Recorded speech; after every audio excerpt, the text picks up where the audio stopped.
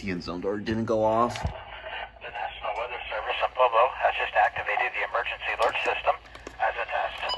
The warning alarm on weather radio stations WXM 52, WWG 44, WNG 579, KJY 81, WWG 23, WXM 54, WXM 56, KWN 60, and WNG 664 have also been activated as a test.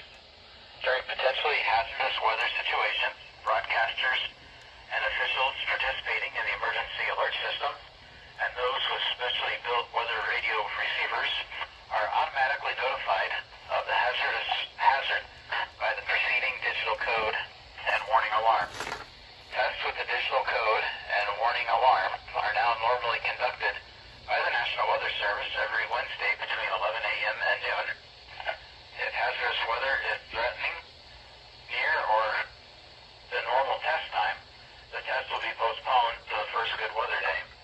The digital code and warning alarm will be activated for the selected watches and warnings affecting South Central and Southeast Colorado.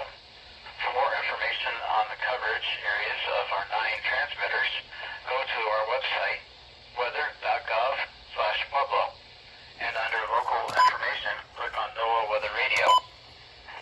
This concludes our weekly test. We now return to